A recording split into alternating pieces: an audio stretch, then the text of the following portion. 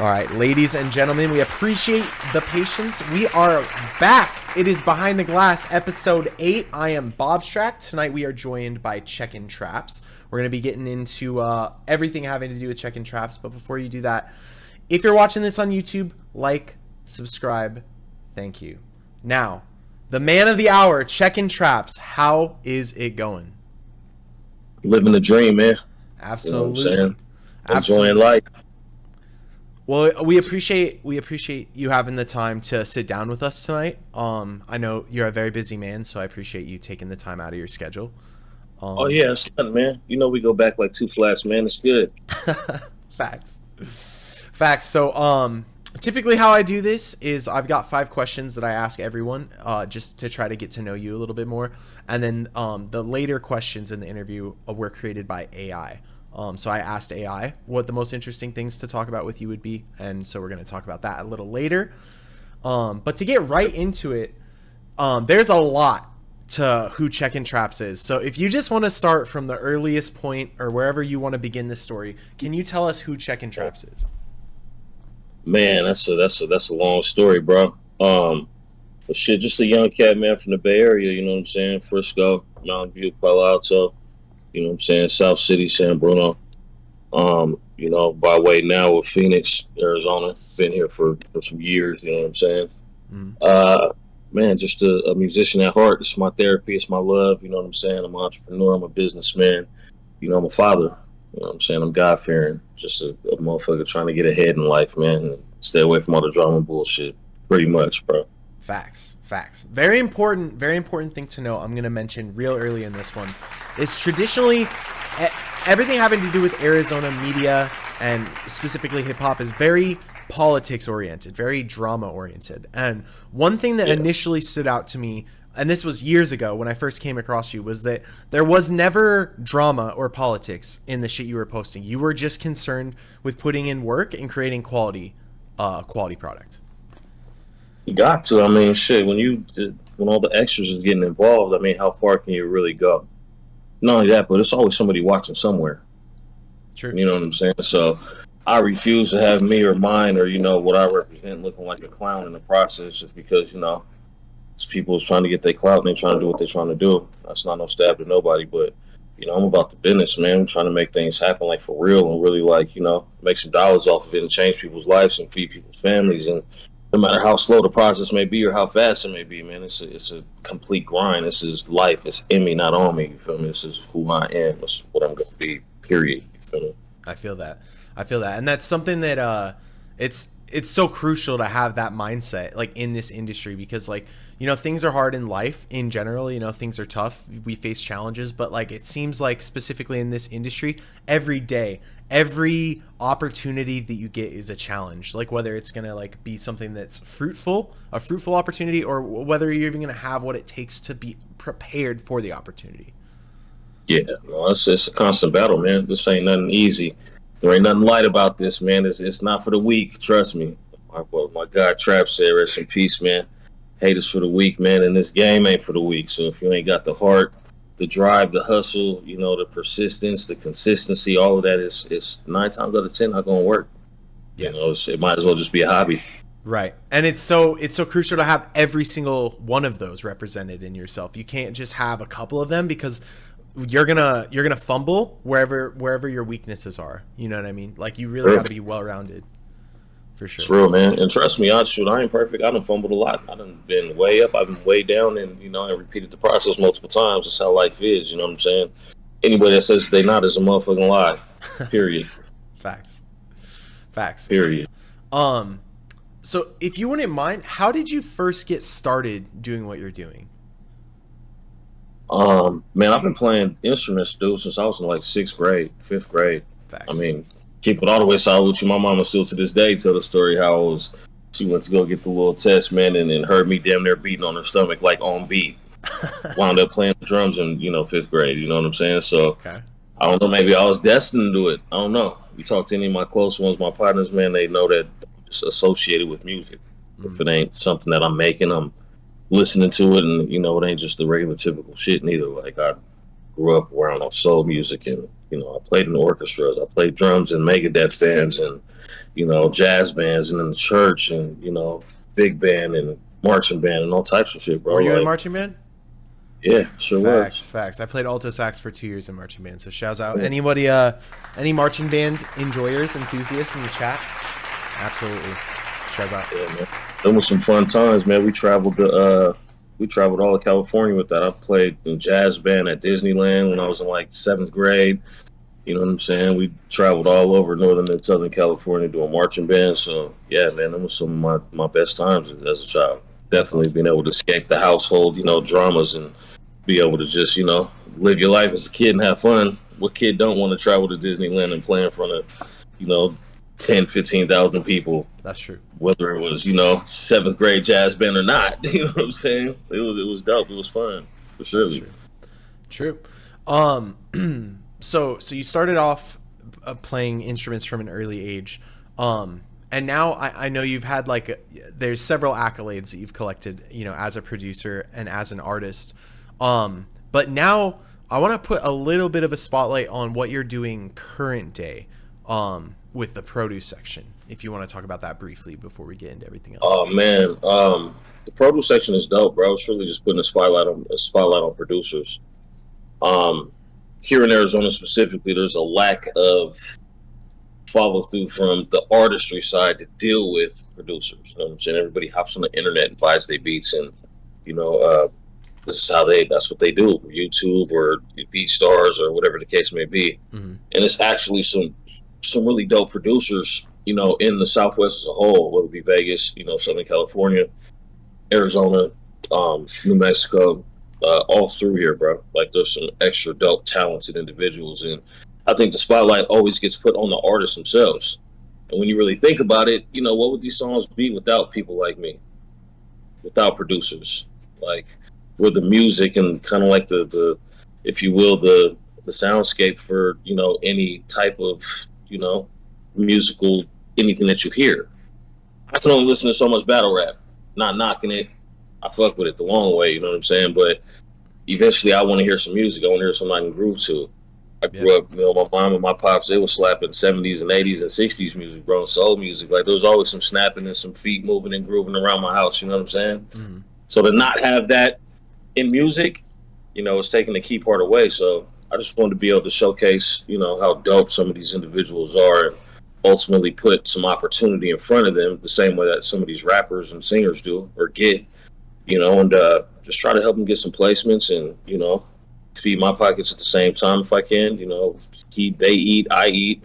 It's a good way for people to just make some money, get some placements, get some opportunity, TV, movies, arrangements, commercials, the whole 9 yards, bro. There's so much opportunity for that out there. So we pretty much built it, working alongside with my uncles, both LA Miles and Big U. And I've been wanting to do this for a long time, man. You know what I'm saying? It just didn't really, come into fruition until as of recently. But they named me vice president of Unique Productions, of the production team for Big U's label. And he was pretty much like, man, put it together, see what you can do, see if you can find some producers, which I know them. They all homies. They've been helping me make my projects all these years, you know what I'm saying? Right. So, and there's some I don't know, don't get me wrong. But I got to meet some dope individuals, and ultimately, both the old men, that's what I call them, the old men. Both the old men was like, sure, whatever you can make happen, we'll get them together, and we'll, go walk some of this production, some of this music into some, major artists, major entities, labels, publishing companies, the whole nine, and hit play, which is what majority of producers have the hardest time with, Yep. is getting that play button hit in the environment of people who are actually influential in the music industry. Yep. You know what I mean? So that's the whole point of it, man. And as it grows, it's going to turn into, more of a scenario where it's going to be a full line laced situation for producers to learn all the way across from, how to get the placements to, maybe how to have some different ways of arranging, how to utilize some different ways of mixing and mastering their stuff, or, you know, um, actually being in the room with some other CEOs and or, label owners and, folks who actually are knee deep in what you call, industry standard, You feel me? And actually being able to talk to them and have conversations and hit play, which ultimately turns into real opportunity, Yep. rather than putting a whole bunch of beats in your email and blasting that shit out and hoping that, you know, somebody's manager hears it and likes it and actually hands it over to whoever that artist is. Right.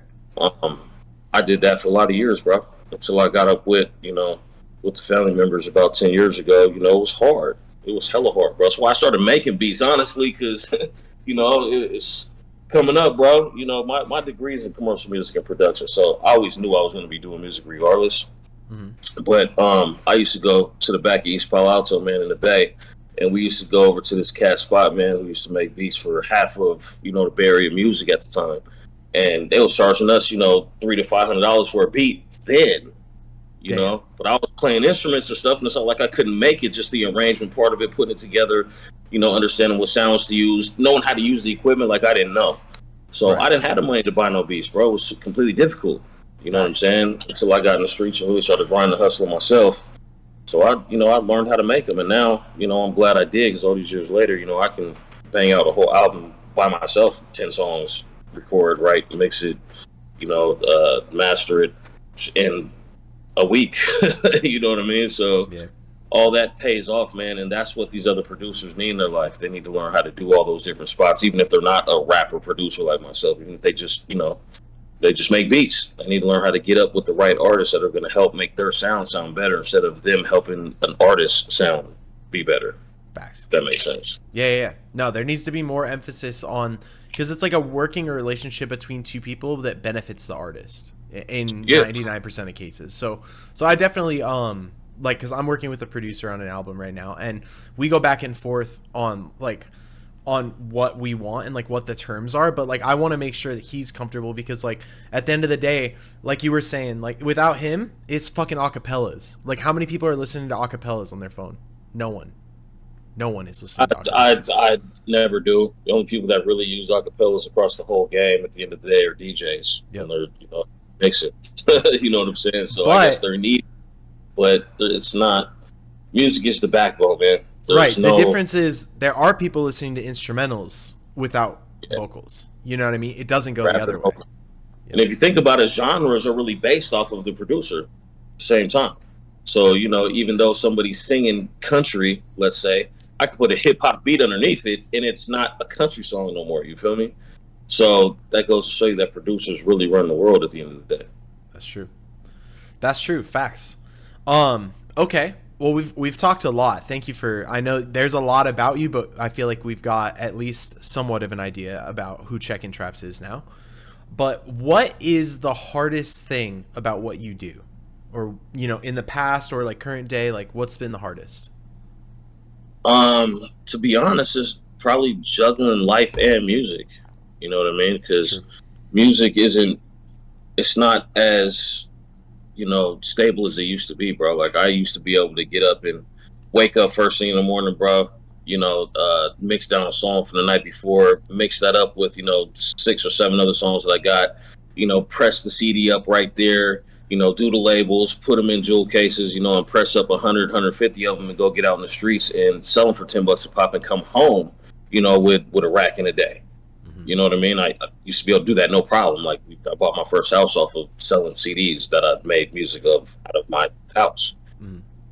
Music is not, it's not flourishing the way that it used to be, musically speaking. So, you know, you have to do different things and keep your hands busy, so to speak, in order to make sure you can take care of the house. You know what I'm saying? Facts. While you're pushing it, that's the hardest part for me. Other people may have, you know, different outlooks on that, but for me, it's juggling family life, you know, my everyday rigmaroles with my children, you know what I'm saying, with my lady, my family. You know, I was the first one to come to Arizona, so all my family pretty much came out after me. So I am the man of my whole family, you know what I'm saying? My sisters, my mama, my everything. So, you know, that takes up a lot of time, and, you know, I love doing it, don't get me wrong, you know what I'm saying? But we're in a place where there's not really a music industry, so to say.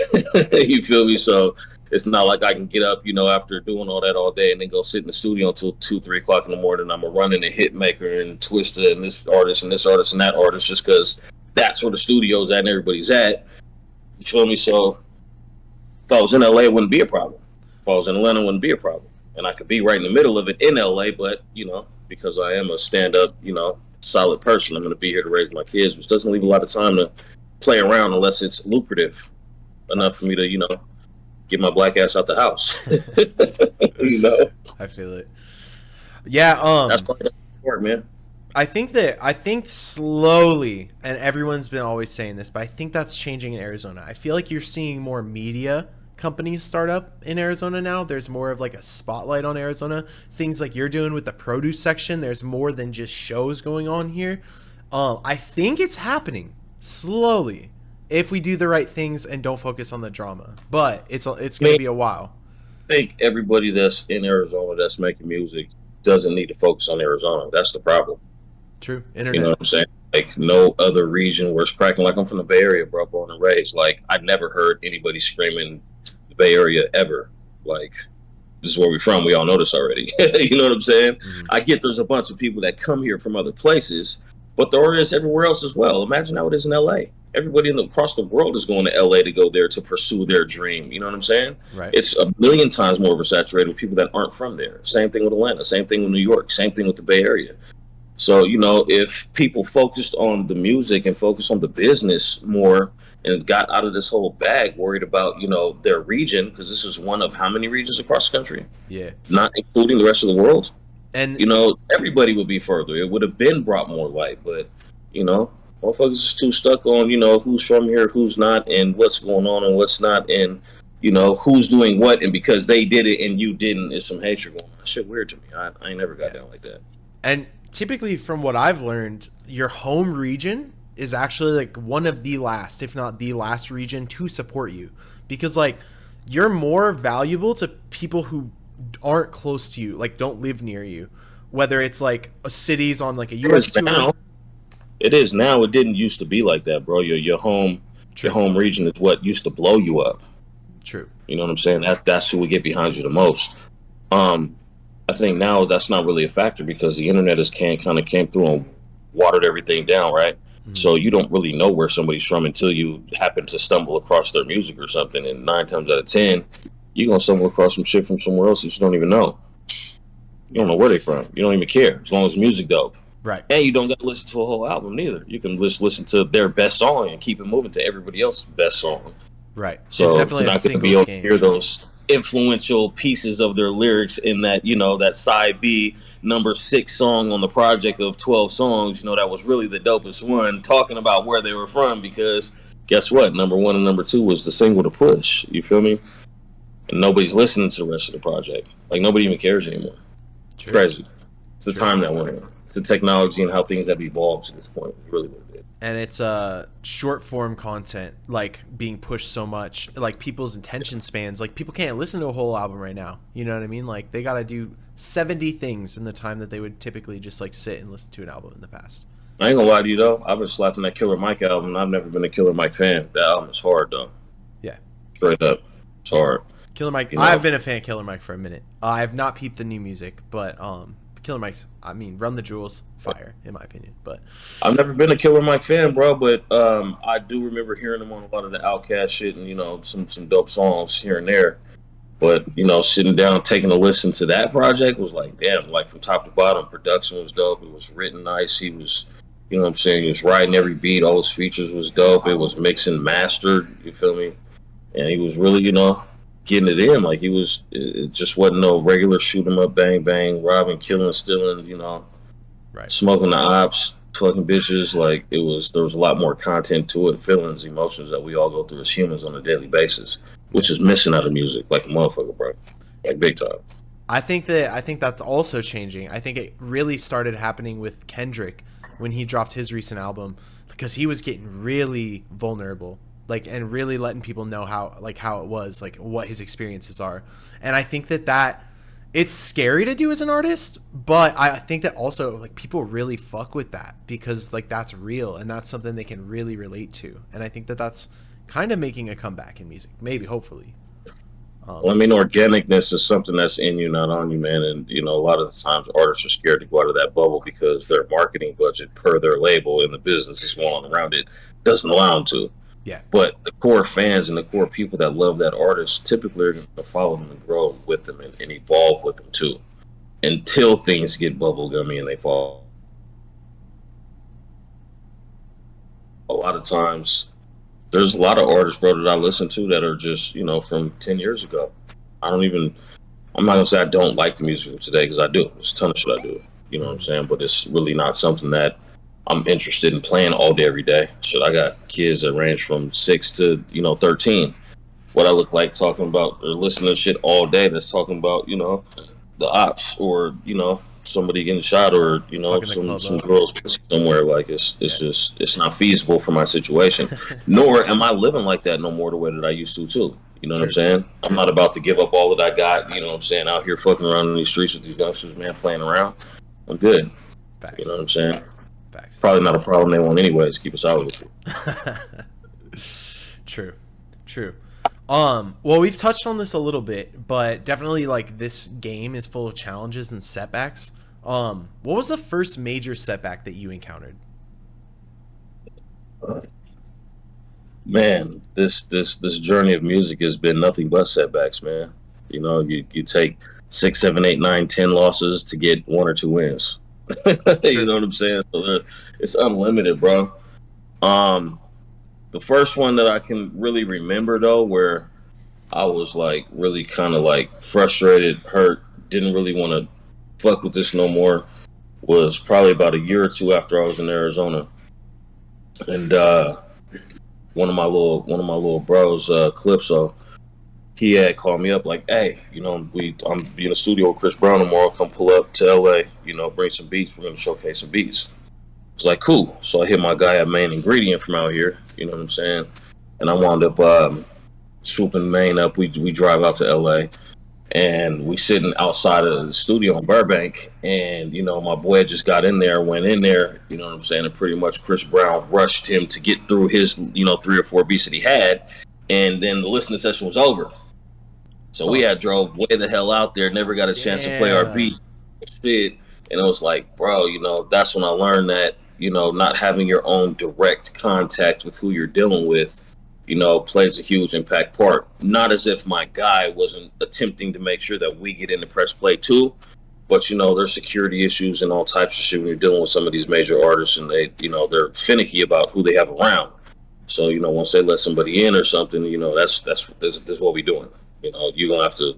If it was me, I would have probably had to press play for all the beats that I have for all the homies at one time. And are they gonna sit there and listen to all that? You know what I'm saying? Typically, when you're in the lab with one of these major artists, bro, they only gonna listen to 1 or 2 or 3, maybe 4 beats, unless they're just in love with them. But typically, the first one that they hear that they love, they ready to write and drop it. You know what I'm saying? Yeah. So you don't even really get a chance to get to them other joints that maybe even the doper ones, which leaves you to resort to email, which is what happened. And none of them beats got hurt, man. That was like a $400 or $500 trip for no reason. Damn. It's not like I had the extra bread at the time. You know what I'm saying? But Right. hey, taking chances and trying to utilize every opportunity that we have to make the shit move. Right.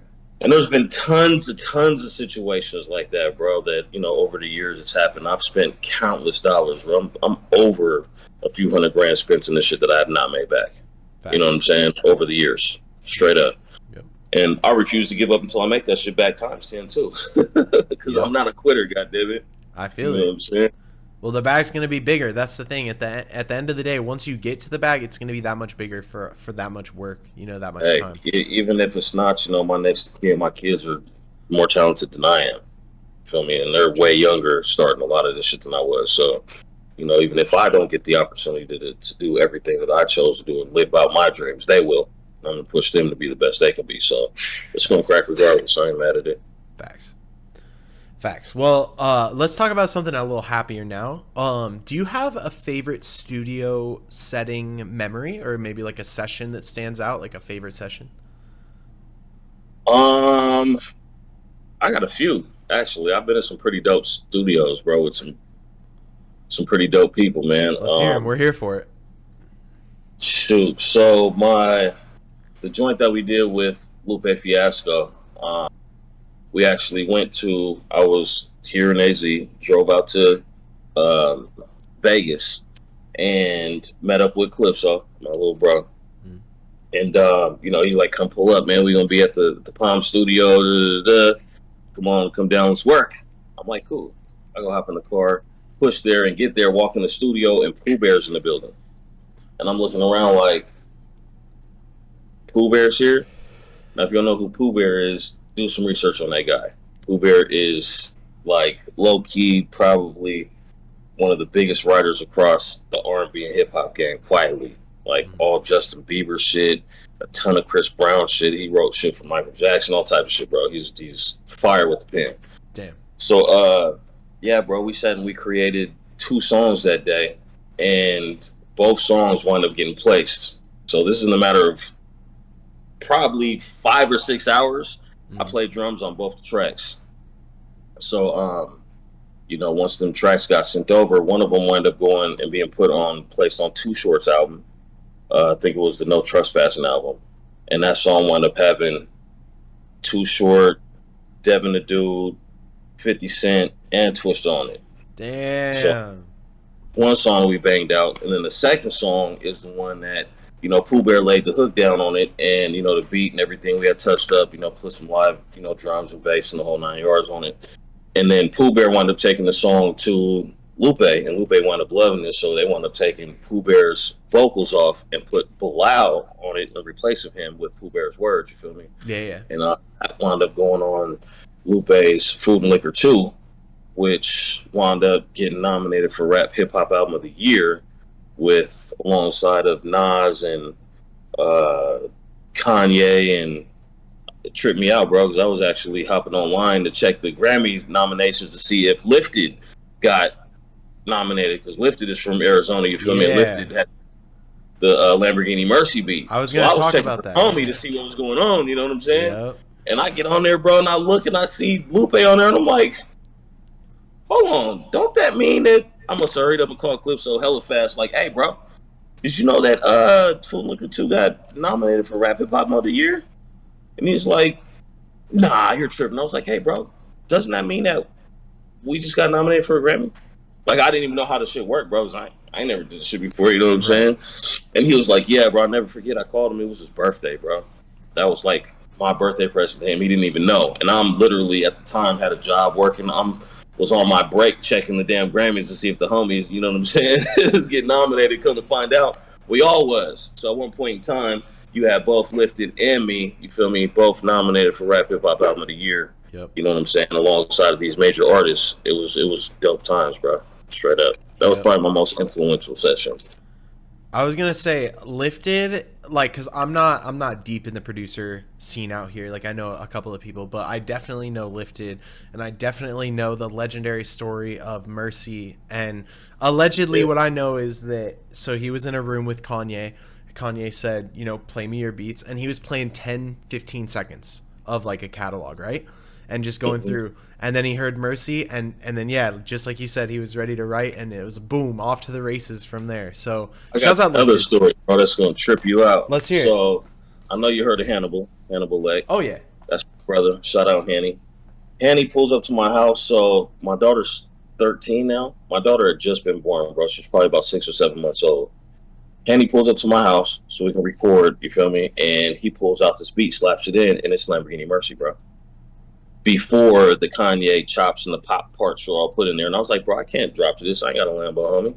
Yeah. Like, it doesn't fit what I do, you know what I'm saying? And he talked hella shit about me, bro, for like 2 weeks. Like, oh, man, you was scared to get on the Lambo song. No, bro, I don't own the Lambo, homie. Like, I'm not about to be talking about shit that I don't do or I ain't got, you feel me, on these songs. That's just not the type of music I make, you feel me? Yeah. Sure enough, probably, 3-4 years later, that shit wound up being on Kanye's album, bro, and Lifted wound up getting a Grammy for that shit.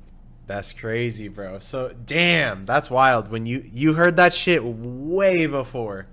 Yeah, it's still Kanye, on my computer somewhere, bro. The original version, it's on my drive somewhere. That's wild, man. Yeah, those are... True. You get a couple of at least I've got a couple of those, like, really cool songs from really cool people right before they, like, went crazy. Yeah. Gotta hold on tight to those, you know what I mean? Those are gems for sure. Absolutely. Yeah, them was some dope times for surely. Yep. Well, shouts out Hannibal Lex. Shouts out fucking Lifted. You already know what it is.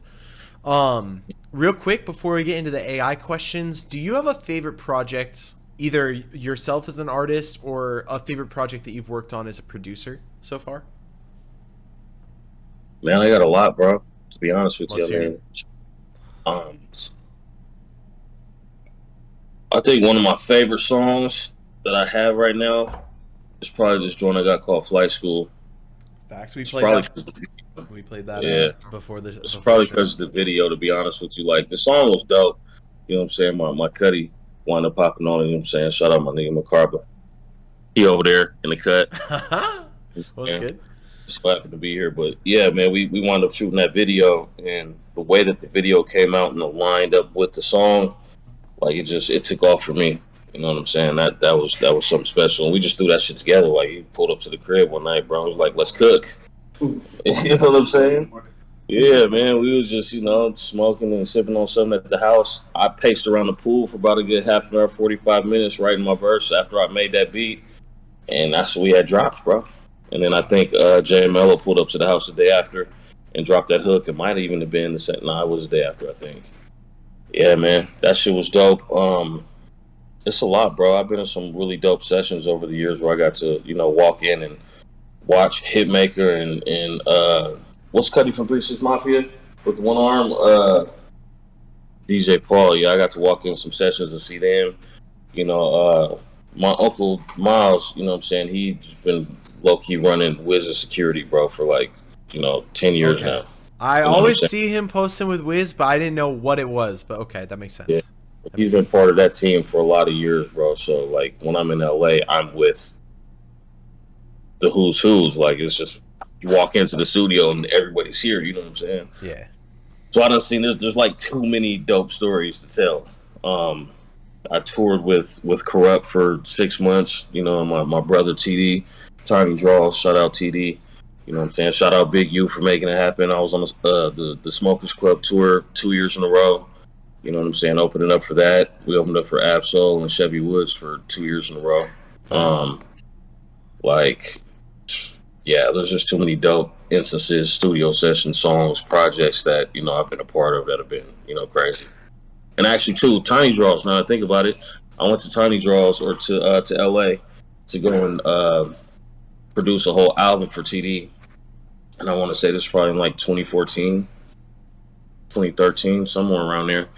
And I was probably about 5 or 6 songs in, and I was supposed to be opening up for the BET Awards for him. So like he was opening up for the after party for BET Awards. It was a future show, and he had like a 15-minute set, and he gave me the first 7 minutes of it to do my joint. You feel me? True. So that day, we was in the studio, we was cooking.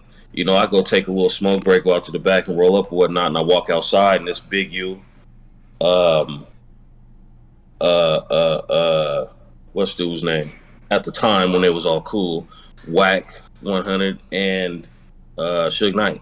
And I walk outside and this is what I'm looking at, you feel me? Coming straight from not really, dealing with a lot of these cats before I walk outside and that's what I'm looking at. These cats having politic and real conversations and whatnot. But to make a long story short, that night we wound up pulling up to the show. No, that was the next night. That same night, I wound up staying at the studio, sleeping there, and I get woken up against the wall. A car done came down Crenshaw, bro, and split 2 fucking parking poles and goes through the fucking studio door, front wall of the studio on the street, hits the couch that I'm sleeping on, throws me across the room. What the fuck, bro? I still Holy have on shit. my arm to prove it, Oh bro. my And god, bro. so I wound up going to the hospital. Ambulance took me to the hospital that night and the whole shit, bro. The next day, I get out of the hospital like 8 or 9 o'clock in the morning. We're back in the studio by 12, cooking TD's project up. Sheesh. So that night, and we wind up getting into a big ass tussle, bro, with the dudes who make the Cat Daddy song, bro. And I was out there with a no bullshit. I was out there with a big ass cast across my wrist, man. So like I couldn't even play piano, you know what I'm saying? So I'm one handing it with my left hand, you feel me? And I wound up cracking somebody, came right off the stage, just took off on him and caught him, and that's how I wound up getting my LA pass, dealing with all these, you know what I'm saying, LA cats like, oh, Trap ain't no punk, man. He get it whatever he wants to come around here, you know what I'm saying? Yeah, that's The name for damn. they're dying because of the car, bro. That's wild, bro. Fucking what are the chances that that's like getting struck by lightning, bro. the coldest part about it, bro, is like on the streets going down Crenshaw, bro. The parking meters are literally like a car's distance apart, right? So there's Mhm. like this much room on either side of the car from the back bumper or the front. So literally, this car had to come down the street, bro, at an angle, right? Because the street turns. Oh, Came down at an angle, split these two poles, and comes through the front wall that's of the studio. crazy, dude. Yeah, Holy fucking shit. Wow. shit was crazy, bro. Yeah, that was a memorable weekend for sure. You know, the fucking show and the session are one thing, but damn, bro. Man, show Hospital trip. session, met Suge, fucking we met Future that day. Um, man, we never did the concert because we was too busy fighting. But yeah, man, it True. was a crazy time, bro. Straight True. up, it was dope. Memories forever. I appreciate that. Well, I appreciate you sharing some of those memories with us. We definitely got some insight now into who you are, who you've worked with, who you fuck with, who you don't. The next part of the interview is I've asked our AI overlords over at the chat GPT what Mm-hmm. questions I should be asking you tonight. And so to appease the AI overlords, I have prepared the following questions. The first question is, as a producer, what elements do you believe are crucial for a song to stand out in a competitive music market?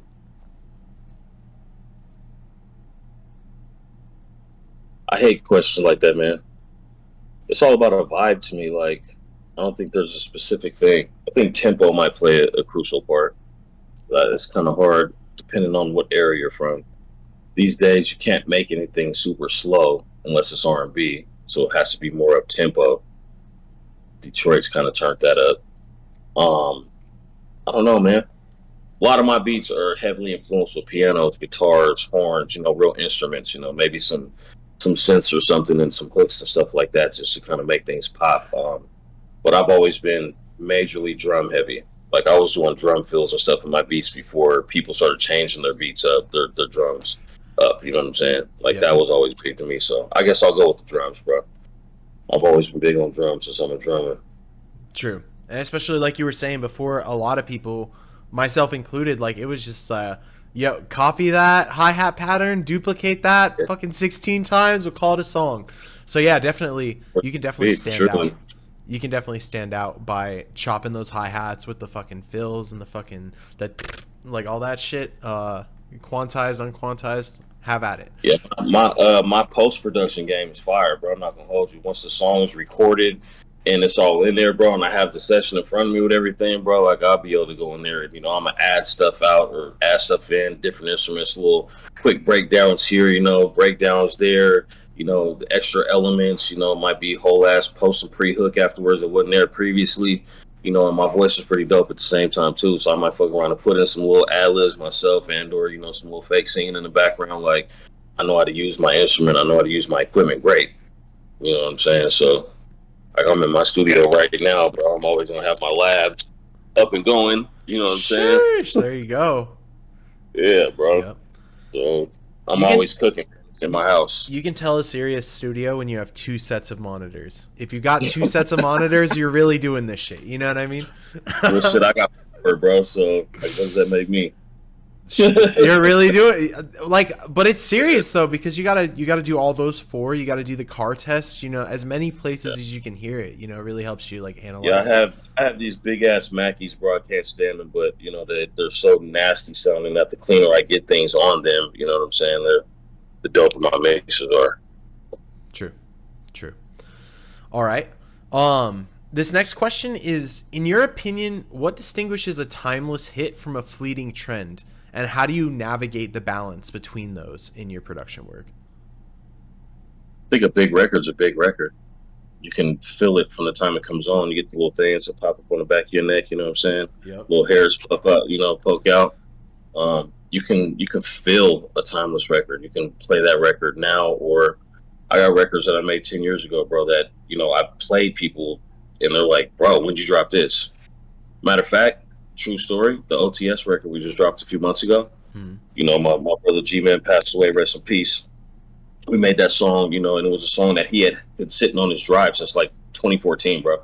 Damn. 2013 or something like that. Almost 10 Literally, years. thing we did was we recorded new verses to it, but the whole beat was there, the hook was already there. That Black had recorded, excuse me, and G's verse was already on there. But that song is literally 10 years old.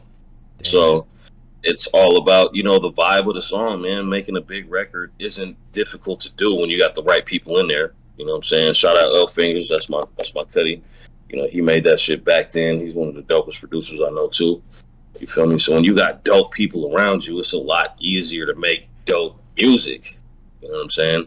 I think we get watered down so much of what comes out, bro. Like songs that are not dope at all are getting so much love that, I won't say dope at all. That's the wrong thing to say.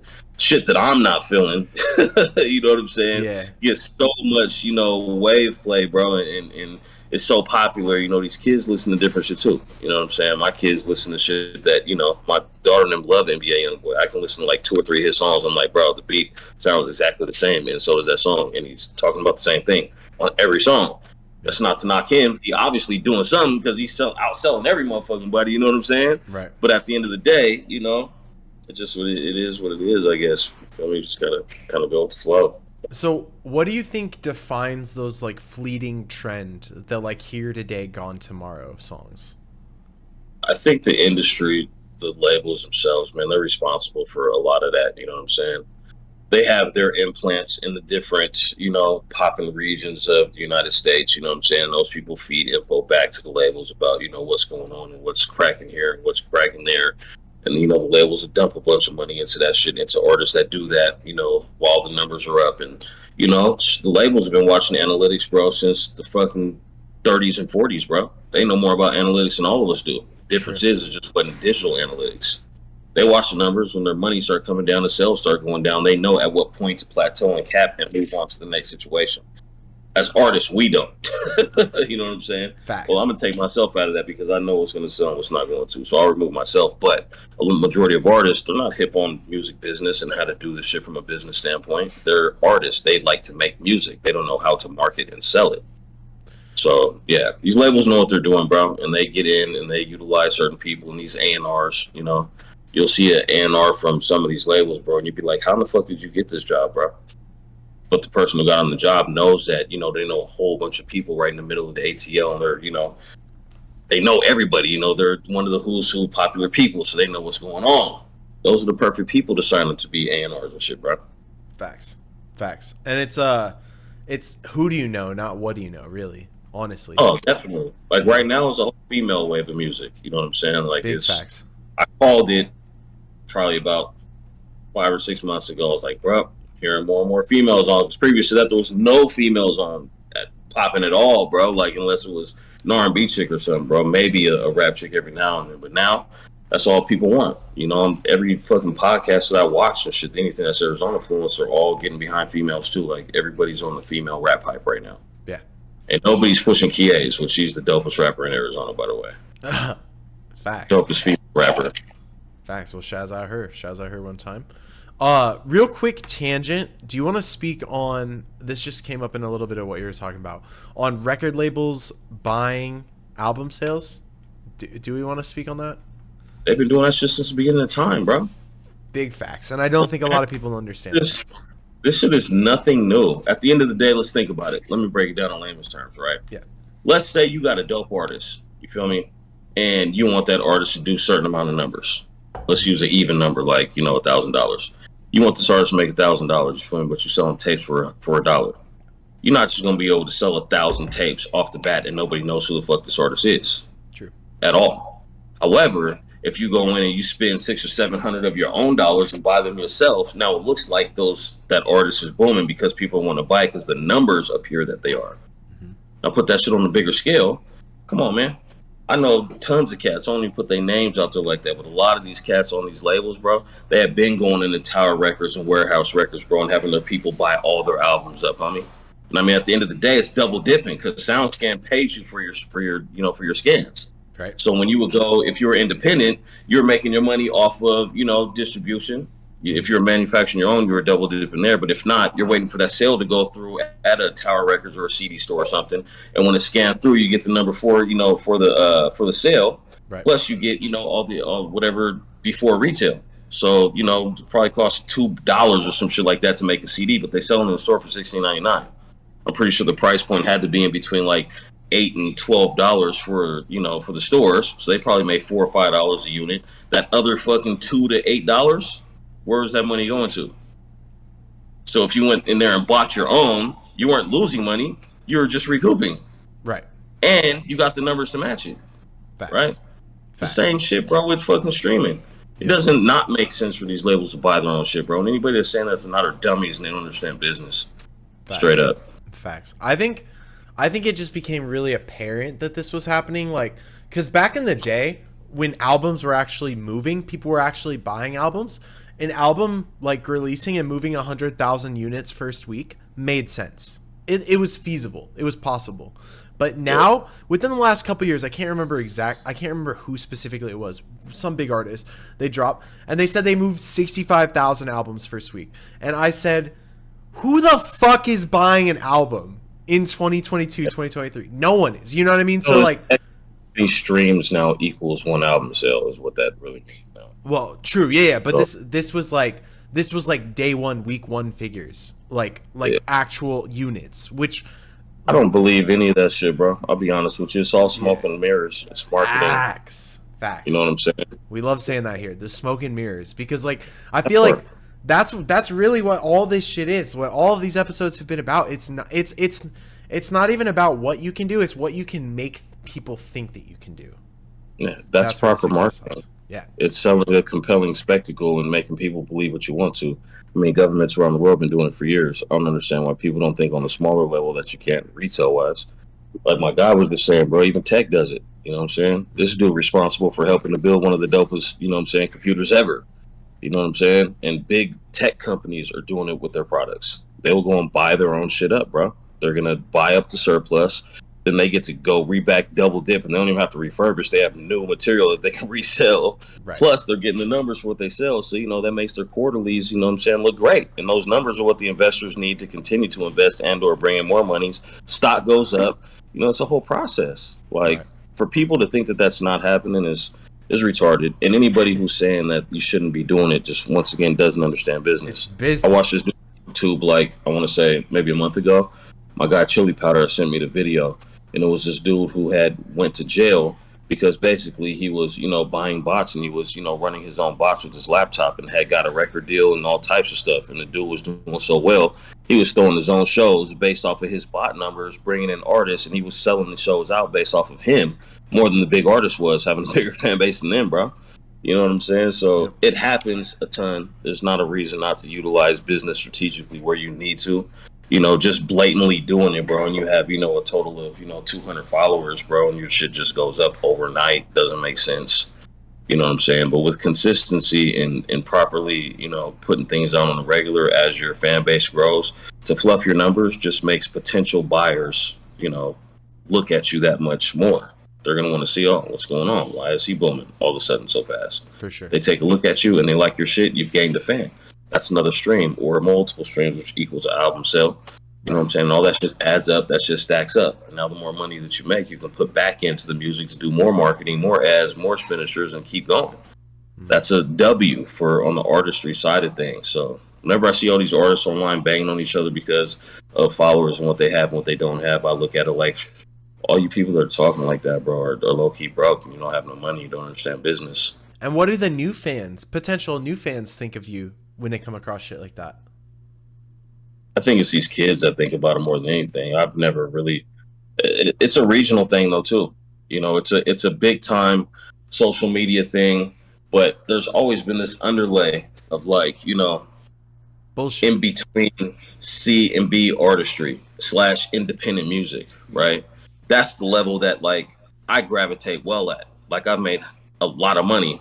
You know what I'm saying? Staying in there, whether it be mixing, mastering projects, making beats for folks, you know what I'm saying, selling CDs, you know what I'm saying? Like, there's so much money to make when you can make, you know, a couple 100,000, you know what I'm saying, off a year of moving music, whether you're selling beats, selling verses, mixing, mastering, doing writing shit for people, the whole shit. Like, there's money to be made there.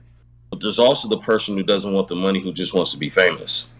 those people are the ones who are fucking the game up, for one, and for two, fucking themselves up, because I don't know about you, I want the bag. I don't give a fuck about being famous.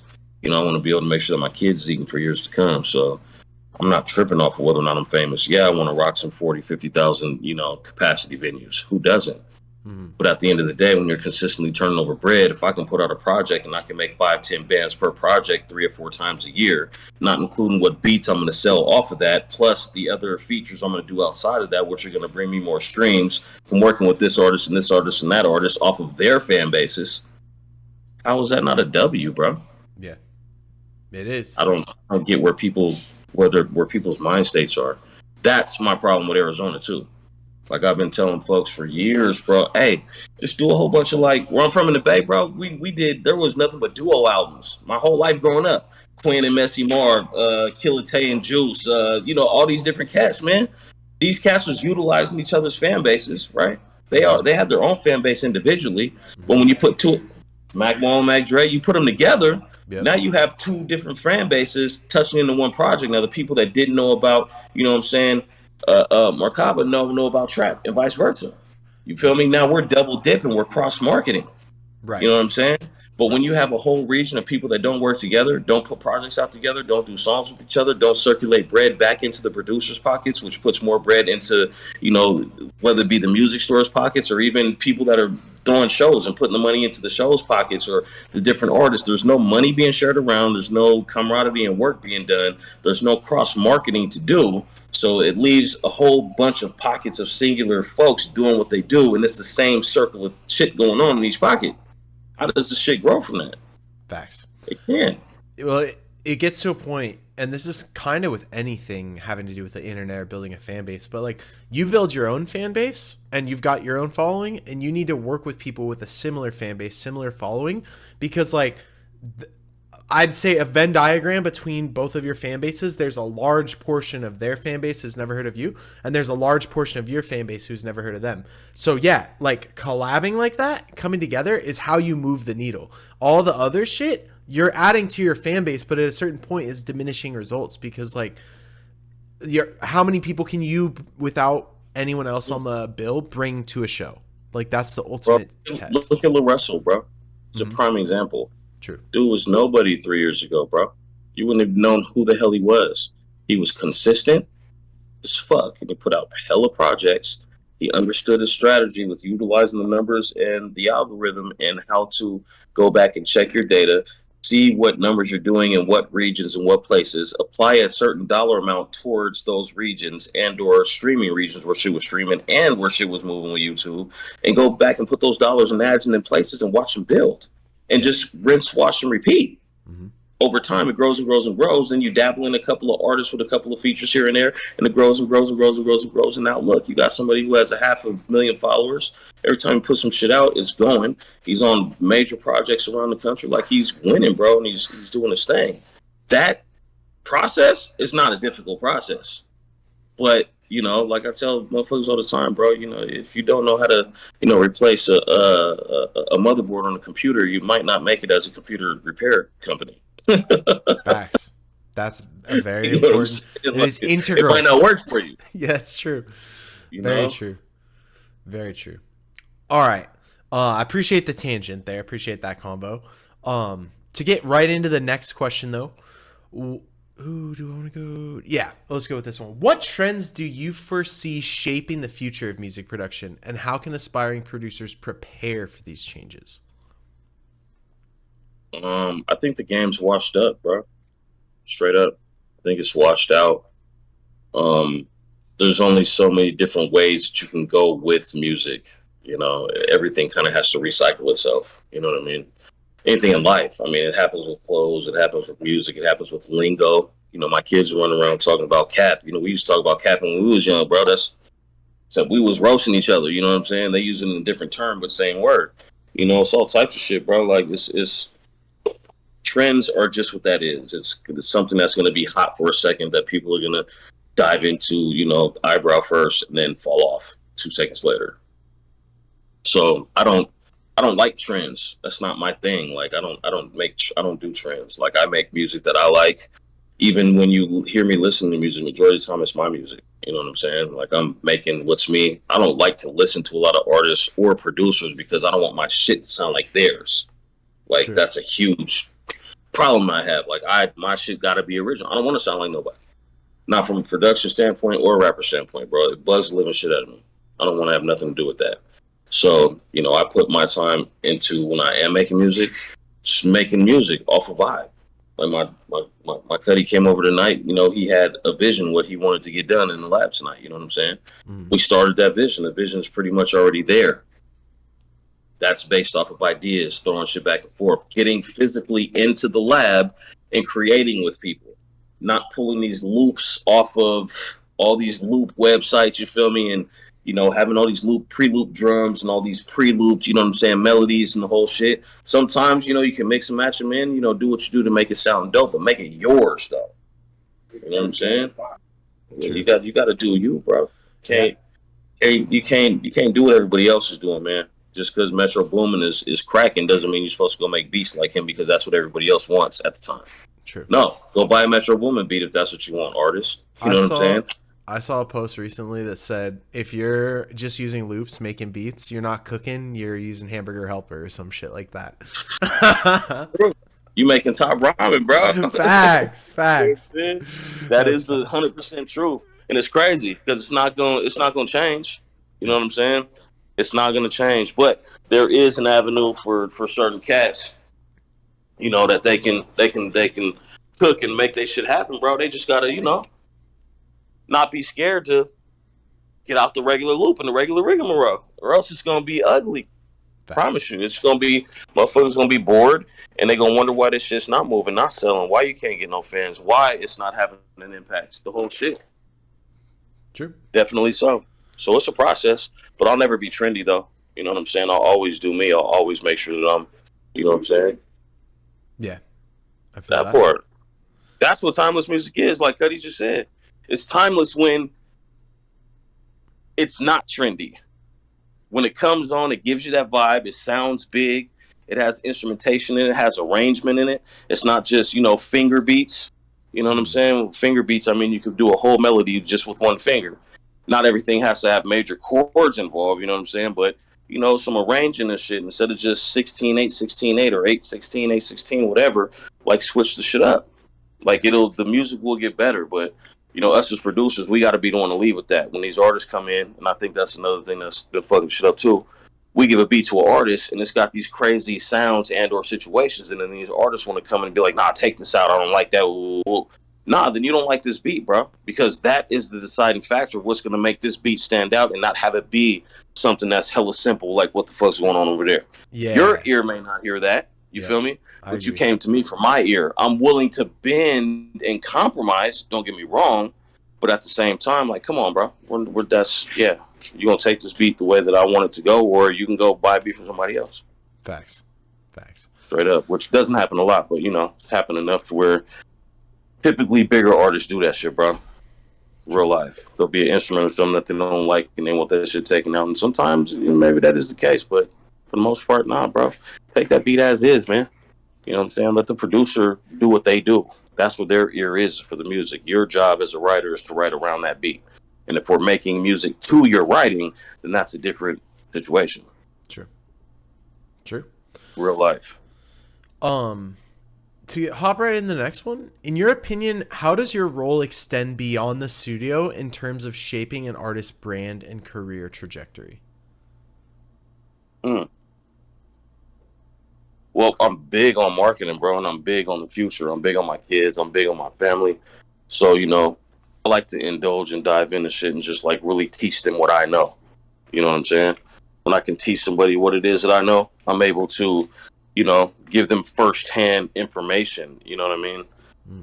I've dealt with artists that were way too big for their britches, bro, and didn't have a lot of shit going on, let's say, you know, but they acted like they knew the world and have not accomplished very much. Those are hard people to deal with because a lot of times, you know, the ego blocks the talent, right? And that's not what you want to do. You don't want to go through all that, man. You want to be able to sit, chill, and work with somebody and grow in the whole 9 yards. And a lot of times, it's difficult to do that. Straight up. But you gotta, it's all about relationships, bro. You know what I'm saying? You gotta be able to have a good relationship with the person that you're working with. Number one, if you don't got a good relationship with them, not gonna get too far. Whether that's on True. production or artistry, bro. Like if you don't feel each other, you don't like each other, y'all can't be in the same room with each other. There's eventually gonna be a problem. Music is difficult, bro, because you have all these egos and all this pride involved, and you're dealing with somebody's art. End of the day, when you're dealing with somebody's art, the way that they want it to be, the way they make it is the way they feel it should be. It shouldn't be altered or changed or maneuvered around. Facts. Most musicians and artists are some weird motherfuckers too. Like in regular life, outside of music. You True. know, It I'm a takes a weirdo certain on my own way. Straight type of up. person to make music. Yeah, for sure. Mm-hmm. For sure. So it's all about just teaching, man. I know that in the future, one of my goals and why the produce section is happening too is to eventually build into a nationwide scenario where producers can pull up and learn the full process from start of making to actually in print quote unquote production where they can learn the process if they don't understand how publishing works and understand how to align themselves with that, or if they don't know how to do the split sheets, or just being able to sit in front of a panel of actual industry people of shit that you hear on the radio every day, so to speak, Right. that are actually industry standard, that are doing what we're trying to do right now, Hmm. to give you the game on how to do it. That's where the produce section is leading to. That's fire. That's fire. And I feel like that's something super dope that there's not any of right now. So that's a niche that is not being filled. So Yeah, hats off to you, and I commend you for that, because that is going to be appreciate huge. it, man. Yeah, it's Um, gonna be dope, bro. I can't wait. I'm excited. We got a couple more, and I appreciate all the time and all the game that you've given out so far. This has been a fucking great episode. But before we go, two more. Can you discuss the role of live instrumentation versus digital production tools in creating an authentic and dynamic sound? Always get asked this one. Real instruments sound better. I Let's mean, just true. put it out there. The problem is most people don't know how to play them. So, producers these days, bro, you'd be surprised how many producers I come across where they don't play any keys at all. Damn. Like they're straight sample loop producers, and some folks have gotten so great at it that you can't really tell. Mm-hmm. But a lot of the songs, no bullshit. Like all the original producers that were using like the SP12s and you know what I'm saying, and the MPs and shit, like there was no real instrumentation being done to that. They would make the beats and then go to the studio and do what you call sample reproduction, and replay some of that shit. Have professional, guitar players, bass players, and the whole shit do it. Right. I still do that to this day. I'll go through and I'll make a whole beat, bro, and you know what I'm saying? Like I might be like, oh, this shit is dope. I need a live bass though. So I'll put the bass line in there the way I want it and play it. And then I'll bring my people over to the studio and have them, record the bass live. You know what I'm saying? Right there. You know what I'm saying? And then I'll just have them go through the whole song. Then I'll take what they did live and chop it up and use the parts where I want them to go, where and where. And by the time I'm done with it, you wouldn't even tell that it was necessarily a live bass. Well, you can hear the sound that's a live bass, but you would think that that's how they played it and that's how they arranged it. Mm-hmm. But really, it was, post production. Gotcha. Yeah. No, that's huge. That's huge. The amount of I don't know how much it goes on today, because it's definitely more expensive, and it's what I would call the hard way, or maybe some would call the right way of doing things. But nowadays everything's digital, quicker, faster, instant gratification, all that shit. But I think, yeah, like if you're it's just like Pixar. This is something I learned recently, but Pixar makes the movie, like their new movies, like 3 times before they release it. There's like, they make it once in like black and white, like before any of the real animation. Then they make it again with the animation, and then they make it a third time where they take what they've learned from the first 2 times making the movie, and like that's how they're delivering like fucking fire ass animated movies, like again and again and again, because they're making it like 3 times before we even see it. Like it's a lot to make an animated movie, but it's a shit ton to make an animated movie 3 times to release one movie. But Well, and on the music side, it's even harder because ultimately speaking, you're sitting in front of a screen playing your shit 9 times out of 10 live or attempting to sync, which is difficult to do when you're doing, you know what I'm saying, right. stuff for movies or shit like that. Like when I do my trap sauce commercials, it's all the music and all the commercials is all me. I do all the instrumentation, Sure. all the audio. and I've had Joey Heft from Fat Belly Films and a couple other cats do the actual video parts. Hmm. So we'll shoot the video, and they'll send me the video. I dump that into Pro Tools, and I play live, in Pro Tools with my different sounds and figure out how I want my shit arranged and find all my dope sounds and arrange it up, and then That's you fire. know it happens in post. That's awesome. You've got the video and then you build the audio to the video. That's unique. All right, nice. Nice. The last question I have for you is more of an not introspective, but it's more of a, what's the fucking word? It's like an open-ended question. There's not like a definitive answer or like a yes or no answer, but it's like forward thinking. What do you think the future of like immersive technologies, like virtual reality, augmented reality, how do you think those might intersect with music production and music in general?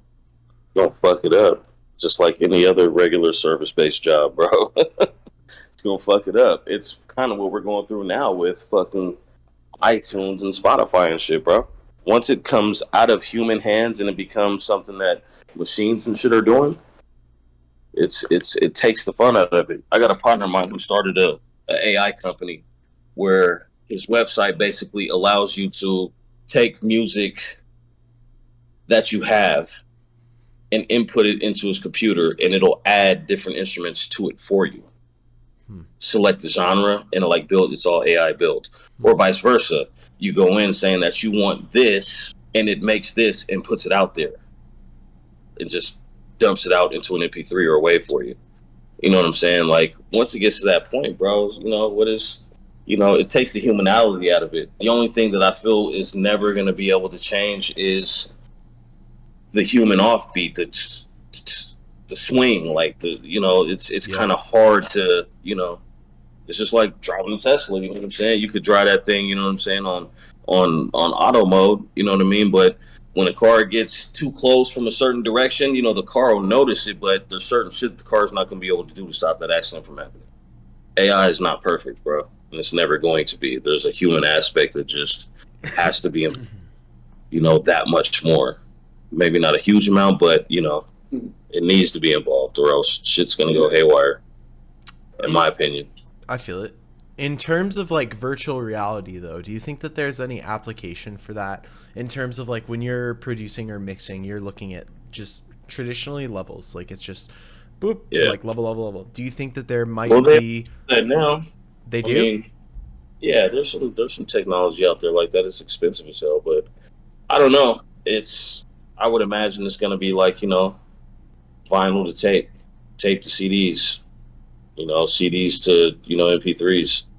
And whenever there's an evolution of technology, depending on the world and certain manufacturers, right?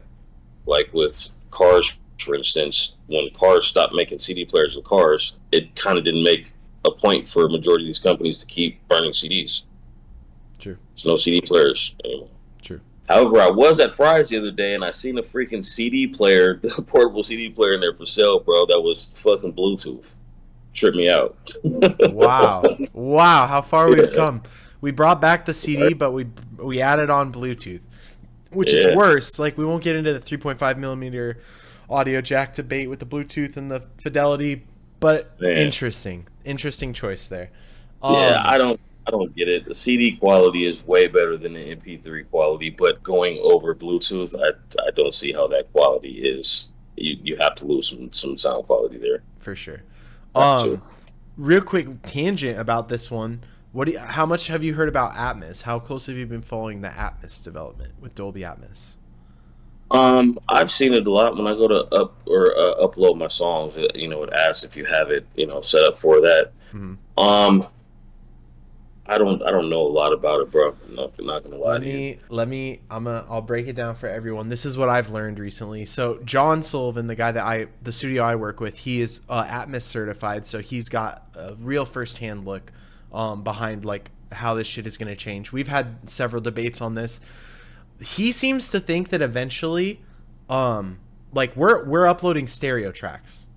Every song that we're uploading is stereo. He thinks that we're going to get to a point where the platforms are going to require an Atmos mix. They're not going to accept stereo mono mixes like to be on the platform. Which doesn't make sense to me because it's still only going to play left and right in the car or in any headphones. True. That's the problem I have with it. Like, Yeah. I don't even think it's going to advance anytime soon because that means that, cars and everywhere. I mean, since the beginning of time, music has been stereo left and right. I mean, back in the day, they recorded in mono a ton.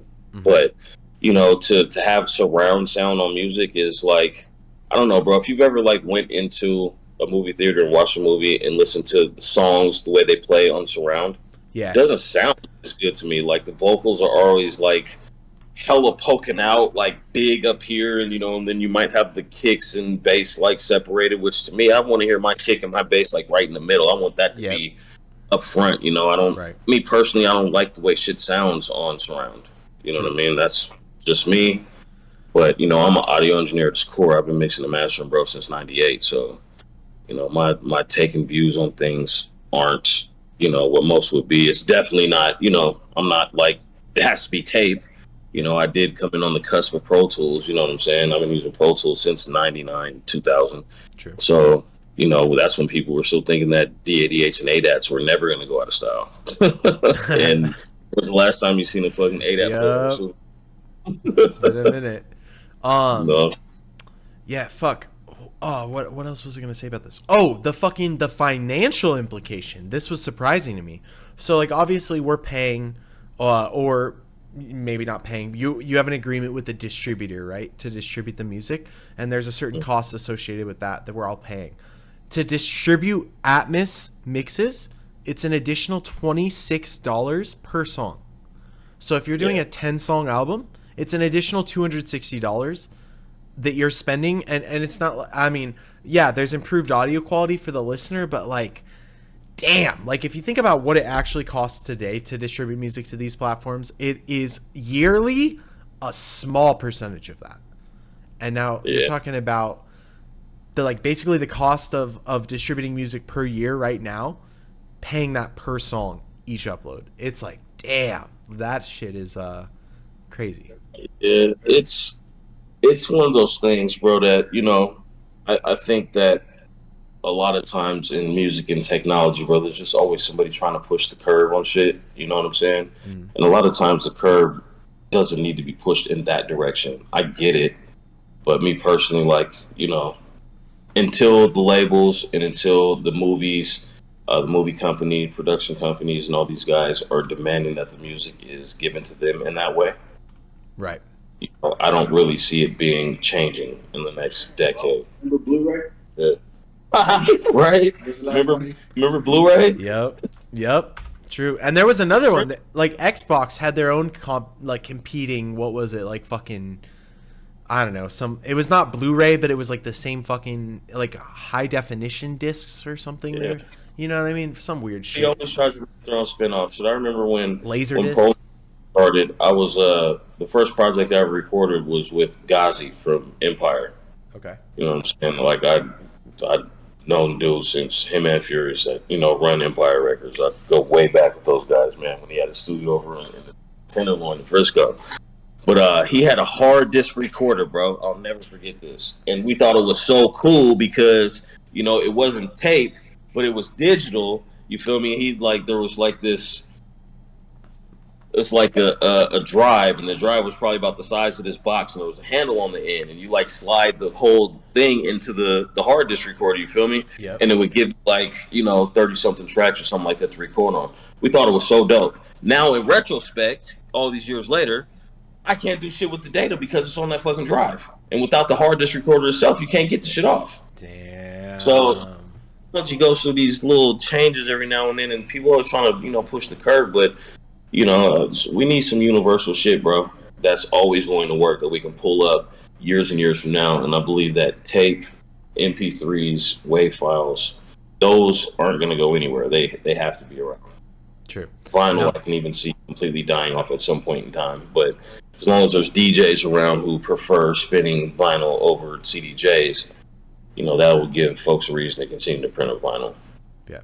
You and I have the same viewpoints on Atmos because John, obviously an engineer, he's like, yeah, let's get Atmos rolling. Every song on Spotify will be Atmos. Like, it's great for engineers, but like Yeah, they're not gonna like stop accepting mono tracks. They're not gonna stop accepting stereo tracks. Like that is I think it's where dope.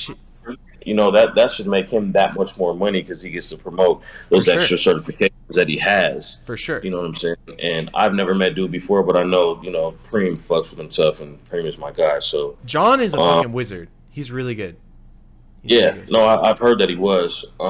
Yeah, shit, I wish him the best with it, bro. Me personally, you know, I'm good with taking my, you know, 128 tracks in a Pro Tool session and dumping it down to stereo.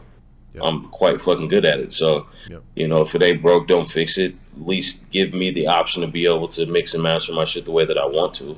Yeah. You I know, if agree. they switch thing over to that, then you know it'll be a different way of, you know, you kind of have to step in that field at that time. But if I don't got to, nah, bro, I'm straight. I I'll probably think use the day I die. it's interesting though because like we talk about like the oversaturation. One thing that would happen overnight if they demanded Atmos mixes only is that you'd go from 60,000 new songs a day to maybe 6,000, maybe 600. You know what I mean? The only people that are That, going to be playing is labels at that point. Like, well, I mean, that's kind of what fucked music up to begin with. Once they made the fucking the Digio 2 or Digio 1, the first one, right? People could actually have a fucking studio at home and the studio recordings start coming out. mm-hmm. That's when the whole shit changed, bro.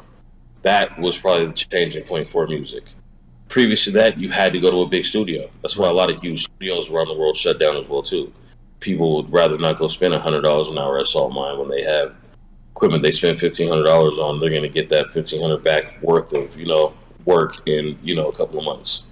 It's You know true. what I mean? So, no, I get that part. I think that would actually be dope in some ways, but Right. you know, I don't know. Just they're tampering a whole lot with the music these days, bro. And they're trying to change shit. And ultimately speaking, is that going to change the quality of the songs or the quality of the sound? Yeah. True. In Yeah. which I need the quality of the songs to change, not the quality of the sound. Yep. Because I still listen to Dr. Dre records, and to this day, I believe him and Big Bass Brian are probably the best two mixers and engineers ever for hip hop. And those fucking Chronic 2001 albums and all that shit slap harder than anything that you'll put in your fucking stereo, bro. Yep. Still. Yep. All right. Bet. Well, I appreciate you. This went a little bit over, but I appreciate you taking the time to break down and spit game with us. Do you want to real quick? Do you have anything that you're working on? You're pushing. Obviously, I posted the produce section. I posted your website and also Trap Sauce, which we haven't really talked about. Do you want to, like, just in closing, talk about what you're working on? Yeah, man. The produce section is at the top of the list right now, man. We're gonna be. We have another one coming up in October or November. I haven't locked in the date yet. Bet. But from there, we're taking the show on the road. We'll be, you know, utilizing some more industry, you know, label presidents and A&Rs and stuff. Going to be pulling up to these produce section showcases. It's never going to be a battle. It's always just going to be about showcasing, you know, dope producers. And if you happen to sign up and you get in there and your beats suck and you get booed, that's going to be on you. You know, Sure. but at the end of the day, we're not trying to promote that. But yeah, we're gonna be jumping state to state on that, and then obviously the trap sauce. I make my own barbecue sauce. Have man, we hit the 20,000 bottle mark sometime last year. Kind of got too big for me, you know. I'm just at the freaking post office selling or sending out packages every damn day. But the sauce is amazing. Trapsauce.com with two P's. You know, feel free to order up. It is crazy. I've never had anybody tell me they don't like it. Don't bite your fingers off. You know what I mean? Yeah, don't bite your fingertips off eating that trap sauce. Facts. And then checkintrapps.com, you can go check out all my music there, you know, all my songs, videos. I got a project with Tater Crown and Black Jehovah that we in the process of releasing some more songs for. Releasing, you know, more songs myself on the artistry side. Making beats for a bunch of people, you know, checking traps on everything, man. Two piece on all platforms. Tap in. I'm not a weirdo, you know what I'm saying? If you want to buy some beats, you feel me? I'll plug you in to say that you see me on the show. I'll shoot you the homie discount, you know what I'm saying?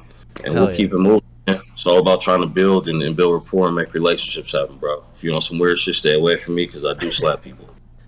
Facts. We need more of that. And especially with the booing. Not like we should be booing, but if you're bad, you need to know that you're bad so you can get better. And if you got people telling you that your shit's good and it's not good, you're never going to get better. So you need to get booed. You need to get Some booed. cats ain't never gonna get better. I mean, let's just say what it is. So We this need shit the ain't for boost. everybody, bro. Just like modeling ain't for everybody, and there's a million fucking Instagram models. So It's true. Filters are a hell of a fucking tool. I'll tell you that. hey, imagine if you could put filters on music like that, bro. Shit, bro. What is auto tune? Sheesh. No, I'm Auto kidding. tune, but you know, auto tune has been around since before the actual auto tune was. It's Right. called a vocalizer, bro. Yep. That fucking rack was in every fucking studio I've been in, bro, since the late '90s, homie. That share Like shit. it's been around since way before that, but it was used more for just for tone correction and for getting people on the right note rather than being used as an effect to make it sound like that. Yeah. Yeah. But Roger Zapp did that shit. Essentially, that's what auto tune is, pretty much. And they made that shit sound good. And some of them songs, the songs is gonna go down in history. Facts. Yeah. It's the Like facts. it was a share song from what I know about it. Like they were using that tool to try to correct a share lyric, and apparently like there was some like it fucked up, and it actually ended up like changing the tone more so than what they were trying to do, and then that opened the fucking floodgates. Antares was like, you can make a business out of this, and then the rest is history. Imagine if Computer Love would have never been made, bro. Think about that for a second. No Computer Love, where does music go? I mean, like, how many times has that song been remade for hits throughout the last 30 years? Like, that part. Yep, it was being done on analog outboard equipment then. It wasn't being done on computers, bro. So look where technology is going now. It's crazy. Enter auto tune, Computer Love. Plot twist. Big bet. Well, bro. well, I appreciate your time. I appreciate all of the knowledge, all the game. Definitely go get the trap sauce. Definitely check out the produce section. All the links are in the chat. If you're watching on YouTube, Producesection.net. Producesection.net, definitely. The links are going to be in the description if you're watching this on YouTube. And if you're watching this on YouTube, you made it to the fucking end. Like, subscribe, fucking share this shit. I don't know, fucking hike a mountain, put a post-it note up there. Well, just let people know. Get the word out. Hey, man, real talk. Thank you for having me, too, man. I appreciate Absolutely, it. man. Understand. And y'all make sure y'all tap in, man. Checkin Trapps. Don't forget the 2 Ps for the ism and me. You feel me?